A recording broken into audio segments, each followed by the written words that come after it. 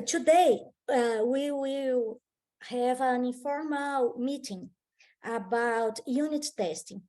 We need to implement unit test on NuNet components. And the idea is that today we discuss how we can do it, how we start, what tools we can use. We need to define the modules that we will start implementing this unit test. So on the last technical discussion, I show how we can do it using Python for Python language. And today, Santosh and Safi will share their thoughts about tools we can use to do it for Golang and other languages. And if we have time, I think it will be useful if Kabir can show the CI/CD environment metrics again. But let's see if we will have time. The unit test, how it works. The unit test is testing of, when we will do, when the developer will create a merge request, it's necessary to create also, to push the code also with unit tests, okay? To start doing this, the first unit test is more complicated. Maybe we need to have some to create some stubs. For this, I'm thinking in create an issue to implement initial unit tests, just to not put this time on a current issue. So I will probably create an issue for each module that we will start doing unit tests, because the first one, it probably will take some time. But and I want to ask you if someone has doubts about how a unit test, what a unit test is. Unit tests are tests that we code together with the functionalities that we are implementing, and these tests will run not in a live environment. We don't need to have the modules effectively running. These tests will be run automatically by the CI/CD pipeline. And it will use tools, as I said, PyTest for Python, and Santosh and Safi will talk a little bit about other tools for other languages. So this is the idea about unit tests. Does anyone have a question or a doubt about the importance or the idea of unit testing? Okay, so please, can we start with you, Santosh, sharing your thoughts about unit tests on Golang? Okay, maybe I'll share my screen. Okay, Wait. thank you. Okay, so let us first talk about like this pyramid. So first is unit test. Unit test is basically like when we test our each functions, like they are self-dependent functions. Like we have a add method, we test that, so that will be a unit test. And like let us in contrast see what it is not. So let us take example of DMS, and like DMS for some tasks communicate with adapter. So if our test involves that like communication, it will not be a unit test, it will be an integration test then. All right, so unit test is about testing self content things, basically functions that we have. All right, let us proceed. Yes. Let us get some motivation why we should test. So Yes. like if we are not unit testing, then like basically we are manually testing, like doing stuff with our mouse clicks and all.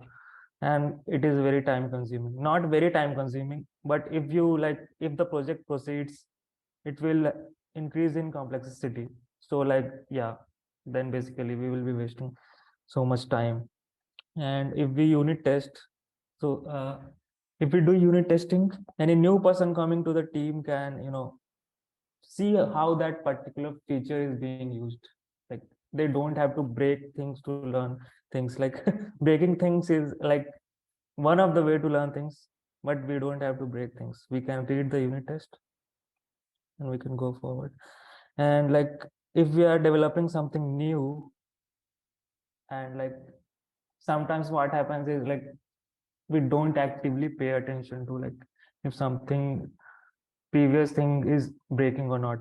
So we can run tests after every commit to see if things are broken or not. And you'll see how refactoring code, like how unit testing can facilitate that. Okay, I don't know why I created this slide. So test driven development is basically writing test before writing the code, which is I think very hard. Actually, I need code examples to explain all this. So let's proceed to next. Okay. And for tools, we actually don't need any external tools in Golang, because like it already comes with, like if you do go test, it will run a test. And if you do this, it will run verbosely, and you can also do test coverage. If you do go test, it will only check in the base root of the directory. And if you want to test all the packages, we can run this command. Okay. As I explained, As in Python, it's important to have one single command to run on the directory, on the main directory, and that runs all the tests on directory. Is it, do you know if this will yeah, do that that? pytest command, if you can run this, it will run all the tests basically. Okay, good. I have collected some links, so I already have recommended this book to some of you. You can check out this book. I've actually followed that, but I like right now don't have any setup. So it's a very nice book to go through if you want to learn Go, or like if you are trying to learn unit testing, like you can learn both in this. So I recommend this to everyone. Actually, I didn't prepare very well. So yeah, I will share this link with you guys. Okay. Thank you, Santosh. Don't worry. This is an informal communication. We are sharing our thoughts and how we can implement it. Yeah, I'll share the link to this. Thank you, Santosh. Safi, can you share your thoughts about other tools for? Is it? Are you going to show about Haskell language or what? Well, I'll talk from the perspective of like writing tests for smart contracts in general, both for Solidity Okay. and Plutus. Haskell is a bit different than Plutus, so it's not for our purposes. I don't think looking at Okay. Haskell is necessary. Okay. Yes. On our daily yesterday, I was confused about what exactly we are talking about Right. today. Sorry. No Please problem. go ahead. Okay. Please let me know if you can see my screen. Yes, we can Right. see. So two things specifically from writing smart contracts is unit test and test-driven development. Like Santosh told us, like we're testing individual parts of the code, the smallest, well, not the smallest necessarily, but individual units of the code. That's the definition you find for unit tests on Wikipedia, which individual units would be functions in most cases, depending on what paradigm it is. In some cases, it might be classes, or in others would be modules. But again, the building blocks of whatever paradigm that we're using, that's what we're testing when we write unit tests. A good unit test would then obviously satisfy certain conditions, that certain constraints that we would put on that specific block of code. And those conditions can be whether it succeeds or whether it fails, given certain inputs. So that's what a unit test is we're trying to test the very smallest part of the code given certain conditions. I'll show a few code examples too if that helps. So test-driven development is a bit different. So the way that we go about it is we write the test first, and we make it so that the test fails, and we only write enough code to make the test pass, right? So the first part is writing the initial test.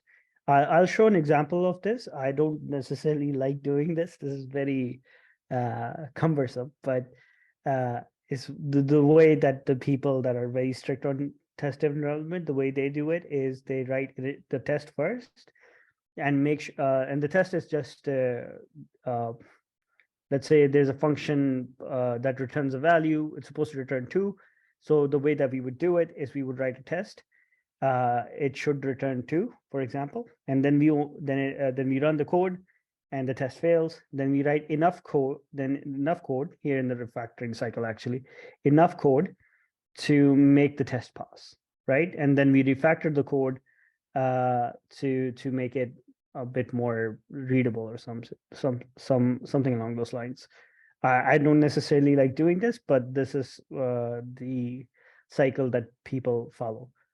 The reason test-driven development is very popular, especially with the smart contracts, is for you have better design, higher code quality, and documentation is being built while you're writing code unit tests, as you're writing unit tests, because then you can, if you want to understand how something works, you can just look at how each individual unit that's being tested.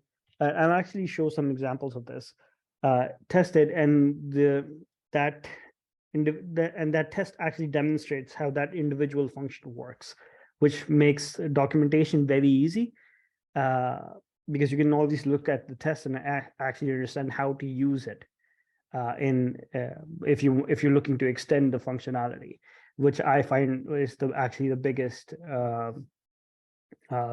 advantage of writing unit tests. And again, these other things I believe Santosh has already mentioned. So I'll just move towards looking at a few code examples. Right. So this is Remix for Solidity. I'm just gonna move this. Okay. So what we want to do is write unit tests. So we will go here in the plugins. I forgot where it was here. And we will search unit tests, activate this feature right here. And then we'll be able to run tests in Remix, right? So the way we do tests in Solidity is we have hard hat. We also have Ganesh, I believe it's called Ganesh or Ganache.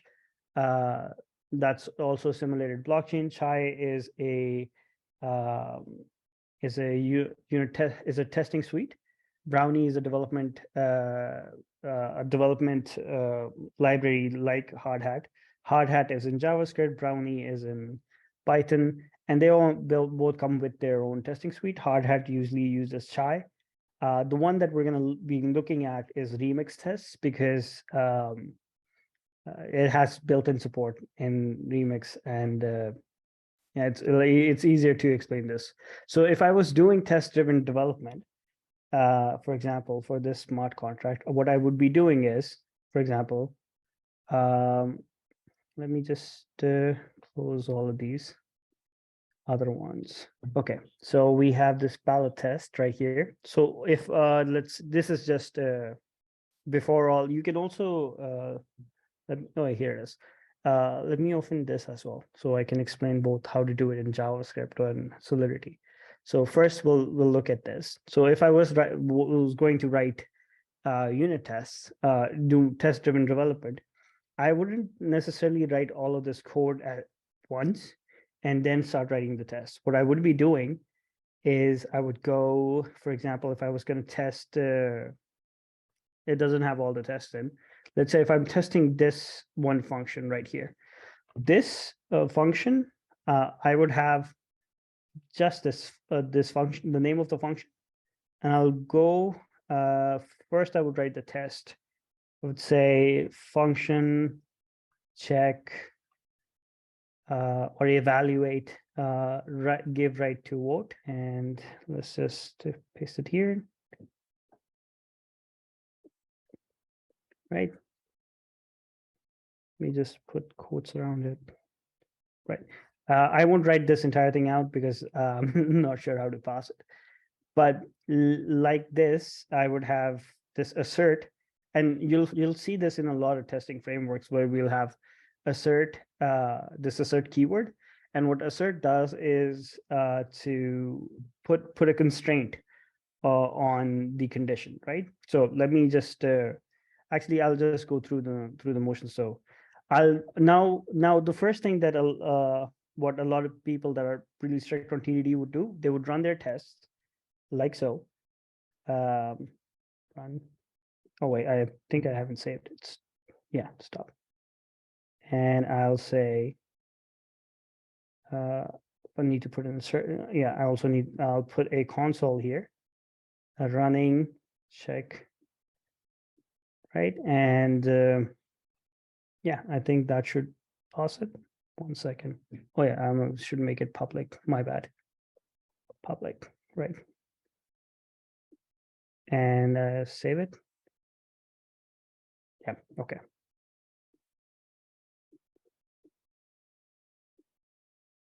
Right. Okay. Now I can run it, and it's not running. And I 1 second. You just select this test here. Oh, I made a new one. Now I can run it. So right. So this is the one that we passed in. Hold on, this was. Oh, I wrote this beforehand and I forgot about it. Just 1 second. This is a little compile. Okay. So this test is passing, right? So we don't necessarily, right. So we don't necessarily need to do much here. This is passing. And look here at the one that's failed, because I already wrote this, so I might as well show this instead. Yeah, assert not equal unit one should not be equal to 1, right? So this is just an example of how this works. Sorry. Yes, sorry to interrupt you, Safi, but this is common in unit tests. We need that assert clause, so we can see if what we are expecting is what we are getting. Exactly. This is must have. Right. This is what I already wrote this and forgot about this. So this is what the assert, how the assert works. So if you check here, this one fails right here. This one, assert not equal, right? Assert not equal unit one. One should not be equal to 1, which is well, not true, but just to demonstrate how something like this would work is that these conditions are return true or false. All unit tests will either return true or false, and based on those conditions, the test would either pass or fail, right? So this is how you, I don't think I might have to like debug what's going on here because I'm not used to this. So we'll just move to the other example because it might take too long. Sorry, please go ahead. Sorry, just a question. You are showing the test on idea, right? Yes. But how can we automatize it using the CI/CD pipeline? So this yes. Do we have a comment, a line comment to do it? Yes, we have actually a couple of options to sort of automatize it, and one is to have this the remix test suite install. The other more common way of doing it would be if I were to go down here to test here, right? So the more common way is to use Chai and Hot Hat, and we can actually run these on build, having the using npm scripts to run our tests that way. This is more common, if that makes sense. For CI/CD Yes. pipelines, I believe. Yes. There's also the option of using Ganache, which is like a simulated blockchain, a blockchain that you can install on your computer and work with it. But people don't like it. Most people recommend Hard Hat or Brownie or some other framework, depending on what the language is. Plutus usually uses a Tasty. There's a little bit of a problem here. Hydra was down, so the Nix shell isn't running anymore. So it's building the entire universe since it's come back online. So it might take a little bit. So these tests might not run. Hydra is the cache that holds the data for the shell. But just to explain how this would work, I've already opened a few code examples here. So there's three main ways people write code tests in Plutus. They usually use the tasty library in Haskell, but the three modalities are test trees, models, and trace. Test trees test trees, model, and trace. I'll show it to you all. So right now this is a model, right? So we create a model of what the state of the contract would look like, and all of those tests are then enacted that way. I won't go into too much detail because I still find this confusing. And test trees are trees. I'm not sure if I have an example for test trees here, because those get even more complicated. The way that I'm writing tests is more, I'm writing traces, and because those are much more easier, in my opinion, to wrap your head around. So the way that traces work is, this is a trace, right? Successful funding is the test. This is the emulator config. So what happens here, when we run a test using Solidity or Plutus, even, we get a simulated environment in which we can run our smart contract. So here I'm just putting in the configuration that I want when I run the test. Def means default. So if I were to show this to you guys in the Plutus doc, one second. This is it, right? If I were to show this to you in the documentation, which sometimes doesn't search properly. Okay, here it is. Finally, right, here we go. Right, this is the function. It's not this one, it's this one down here. So we have trace config as an argument, the emulator config, and the emulator trace. And it gives us an IO environment, input-output environment. I won't go into too much details into what this is, but if you just look at the code, I think it'll become easier to understand. This is the trace config is default, whatever the initial config is. This is I've overrode this configuration with my own configuration, which is I have three wallets right here: provider wallet, consumer wallet, Oracle wallet. As you know, we have three entities that are going to interact with each other. And def is again default. The emulator config expects slot config. So it uses it'll get a bit more, well, the blockchain the way Cardano works, it uses slots to keep track of time. So one slot is a certain amount of time that's passed, 2 slots, 3 slots. If you look down here, I'm trying to get time here by defining it by 26 slots to calculate how much the deposit time would be. 26, how much POSIX time has last till the 26th, or will last till the 26th slot. And we can configure how much that is, but I've kept that as default. And here, this is this might be a little confusing, but this is functional programming, so you can that doesn't really matter if you define it here or up here. You can pretty much use it anywhere. It only what Haskell does is does lazy evaluation. So I could have defined this all the way down here. It wouldn't make a difference because it would only look for something when it needs it, right? So now the W is the is just 1, 2, 3. So this is, if you've done list comprehension, most likely in Python, this syntax would make a bit more sense. So basically what I'm doing is I'm putting in 1, 2, 3 here to let the emulator config know that the value that I want to add into all these 3 wallets is I want to give them 1 million ADA and 1 million NTX tokens, which I have defined down here. This is just an arbitrary string, so that it compiles. And here the way that I get these give params here is I get them from here, from this data type that I've defined in the contract. And I've imported this contract here into the tests, and I've made this function that builds those params, right?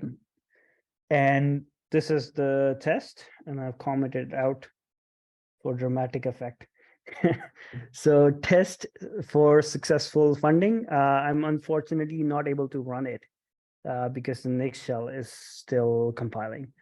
But the way that it would work is it would look at the endpoints, and the endpoints, if I show it to you, are these, right? Fund and withdraw. When we call the fund endpoint, we're calling the lock NTX function. And when we're calling the withdraw endpoint, we're calling the claim NTX function.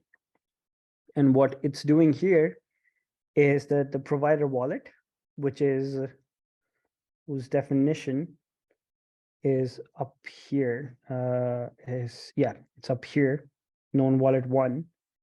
And I'm activating the endpoints, meaning that the wallet interactions with the endpoints, right? So this is how do I explain this? Well, we'll probably need to look at this for a second because I'm also not sure what it returns. Monad wallet, and yeah, it returns the wallet with the states and everything, and also if there's any error, right? Because yeah, so okay, so it's all the states and everything, and when we call the endpoint, we pass in the wallet and the parameters with the wallet has all the states into it, and that's what's gonna, if this was running, we would see an entire trace of what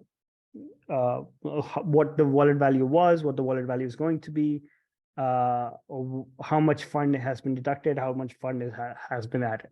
All of that trace is then put into this. If you use Plutus Playground, it has that same log that's shown here, but unfortunately, for whatever reason, Nix shell is taking forever to install, so I can't really run these tests right now. No problem, Saj. Yeah, but that was it. Okay, and these using this tool, we can also automatize it in the CI/CD pipeline with a command line, right? Yes, we definitely can. Okay. We would need to install the Glasgow Haskell compiler GHC, but and also we might need NixOS. If we but we can definitely do this. Okay, I think that for these tests using not using, related to the blockchain, it's a little bit more complicated because we don't have everything on our platform. We have things in other components. So we need to do stubs, but doing a stub for something like that, it's too complicated. So the platforms usually give us emulator so we can use it as stubs. Is that right? I understood it correctly, Safi? Yes. Okay, it seems to me, I'm not sure, but it seems to me that these emulators that you show us, it will be our stubs. If we didn't have it, we will need to implement a stub, but this is too complicated for a blockchain environment, right? But we can definitely, we can find, for Ethereum, we can find those pretty easily. I'm pretty sure people have done that on GitLab. For Cardano, we might have to build them ourselves. Thank you very much, Safi.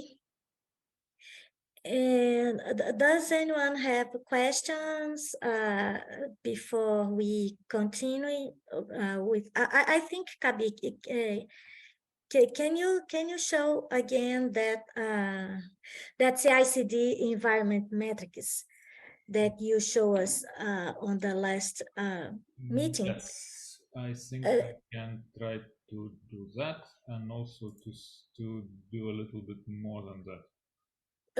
Okay, thank you. But before that, does anyone have a question or wants to discuss something? Okay, so please, Kabir. So, all right. So I think I will start here, but the way. So if we look at our pipeline, or at least the kind of the beginning of pipeline, basically in the pipeline we have this is a job and this is a stage. So basically we have stages, and each stage has a job, and jobs are basically kind of pieces which can we assign jobs to stage, and jobs can run on parallel, stages can run basically in sequence. Therefore, if let's say certain early stage gets doesn't pass, basically you can decide to stop the pipeline and to inform whoever developer or whoever tries to do something that first of all we have to correct things that do not pass earlier and then continue. Anyway, so this is the structure. What we want to do is basically we want to kind of map all the structure into all our environments and so on, so everything could work. So for that, I kind of did this small kind of sheet so that we can do that. Which means we have the smallest unit of a test is job, where we define exactly what we're doing. Let's say code quality, something. Then lint sort of linting of the code, etc. It's a separate code. Then, for example, for unit tests, actually we will have Python.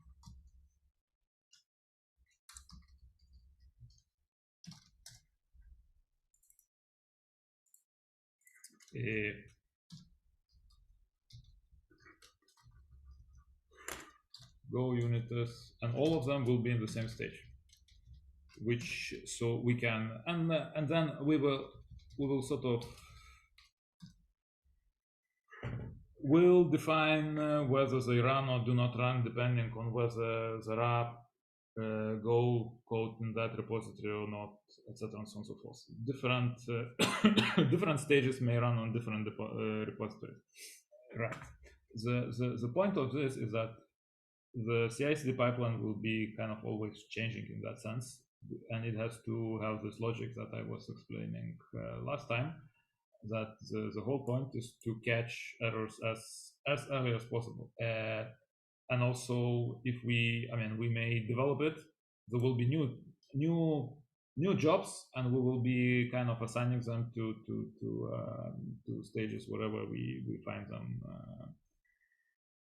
whichever stages we find appropriate. Therefore, this is a kind of live document. Now from that, and then what we get from there, we know each stage, basically for each job, we will know whether it runs automatically or does it need manual intervention from users or from the community in order to run certain tests. But this will be related to job. Therefore, the job cannot be both automatic and manual. The job will be either manual or automatic, and we will define what kind of functions exactly we are testing. Because even if it's not automatic, we will have to tell to the user community or to the tester community what exactly we would like them to test. It could be just test everything. I mean, it could be try to break, which is kind of undefined. What else? Now, as we spoke, we had basically 4 environments in terms of our network, and each environment, so different stages of the pipeline will be running on a different environment. Therefore, we are mapping these basically stages here on the environment on which it will be running. Right. So here, for example, code quality will be running on feature, not running on develop. We can actually run it. It's a kind of a decision. But then when we make this decision to run, then we will sort of augment the pipeline so that it works like that. But basically, code quality would mostly run only on the feature environment, linked the testing feature environment. Then unit tests we can do differently, but probably the best is to already run it on all, like the whole pipeline. I think the good practice is actually to run all the stages. So we may actually decide to run those stages too. Yes, I think so. Just from the beginning, everything, so that you are sure that nothing is wrong. Yes. Now, I kind of separated that there are, well, we were putting everything into CI/CD right now, but I separated that deployment stages are kind of different from CI/CD, because these stages, they deploy our network on the different computers. Meaning they install DMS, they may reinstall global orchestrator or like centralized components, etc., and so forth, so that we have the exact, all the components and all computers have the same version that we're testing for that particular test. So actually this one is automatic, so it was not correct. And then of course they are mapped to the environment. Now the production is basically, it doesn't really deploy production, it doesn't really fit into CI/CD pipeline. It's a manual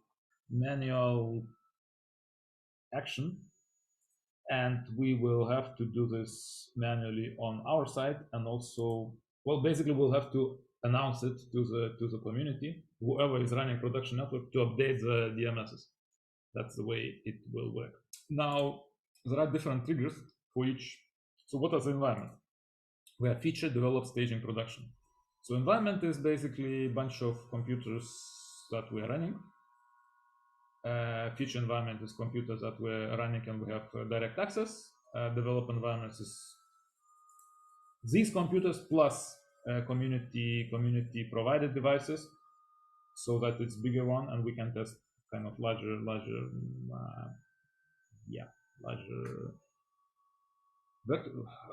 attack surface, let's say this way. I'm not testing surface. I'm not even sure whether there is such a term. Staging is basically as close as to actual network as possible. So it will have a bunch of community provided devices. Now the feature branch, so they will be running on different branches. Like let's call it this. They will be running from different branches. So and Dagim, if I kind of confuse something on channel names, for example, so let me know. But I think this was correct. So then we have feature branch, meaning that since all the development would be on feature branches, then when the trigger event for this environment is merge request, which means on each merge request from feature branch to develop branch will get this CI/CD pipeline triggered, which means we'll run code quality, lin jobs, Python unit tests, Go unit tests, etc., and so forth, And that's it. Likewise, I think here we have what branch? Develop. Here staging, and here production. No, main. Sorry. So develop is actually. So by the way, we have test, develop, staging, and edge at the moment. Stop. So we have edge, staging. Yeah. The dev would be test. Test like this. Yeah, and we don't have prod at the moment, but it's staging team. We don't have. Yeah, no production. We have a team though, a channel for the team to use. Aha. So we have a channel for the team, which is actually outside CI/CD. Channel for the team is something that when you are testing, when you are developing, what I understood, you are testing just on that one. Is it correct? Yes. Yes. Now here is thing. This one is not yet created. Okay.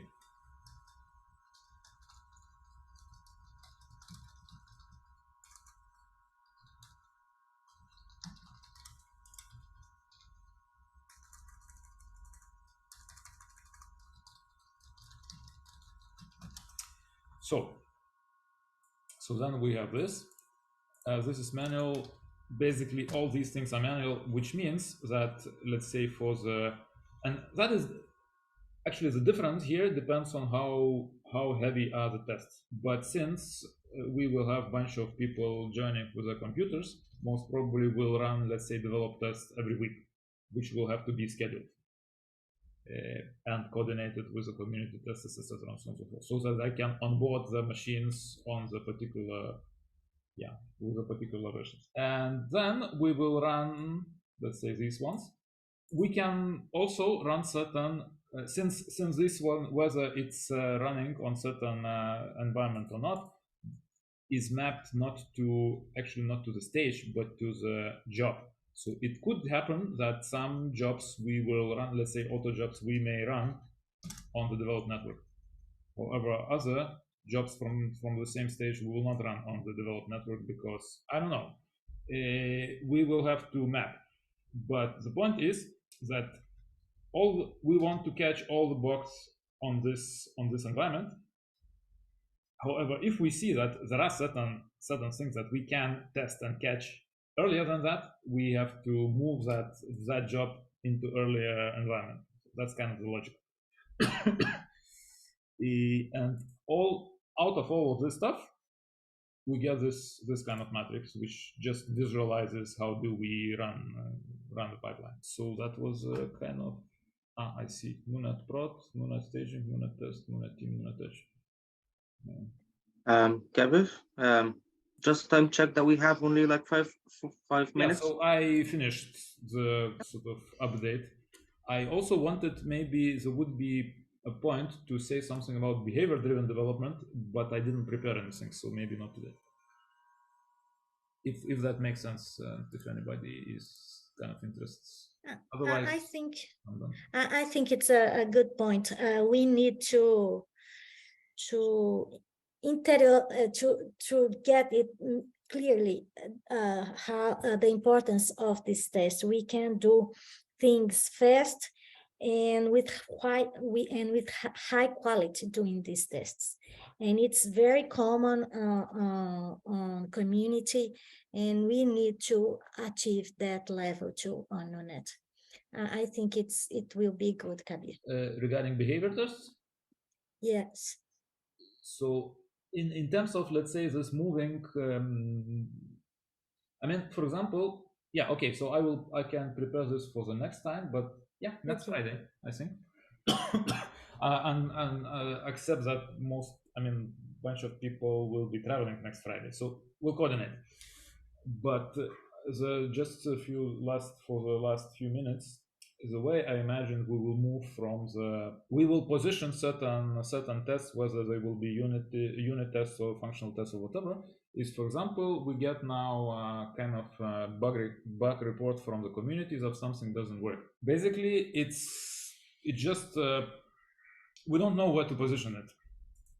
But if the first So I think both Safi and Santosh were saying that, I mean, it's very difficult to do the pure test-driven development when the idea is that first of all you write tests and then you write code. Usually this doesn't happen so. So the way you, however, the requirement would be anyway is that anything that is written as a code should be covered by a test, which means to some extent it doesn't matter whether you write the code, a function, let's say, or a unit test first.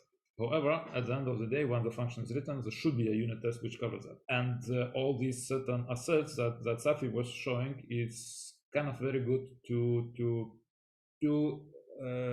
define better the functionality that we expect from the function. And when we get a user report or whatever, when we observe something that doesn't work, and it can be, let's say, something doesn't work due to the communication. Let's say we have this kind of case when the message was failing, a message was failing between, I think, DMS and NuNet adapter, because it was sending an incorrect format of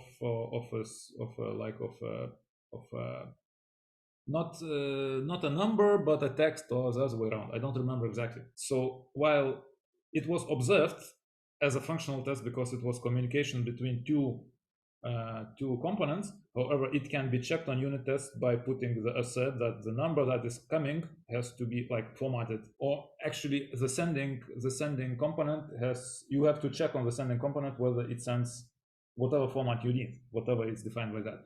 So that is a kind of example how you observe something which seems to be functional, where the environment already working, but you push it into the unit tests which can run on the without environment. So that's more or less how it works.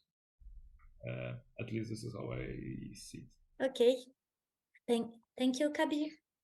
And we are done with this technical discussion. Thank you very much for participating.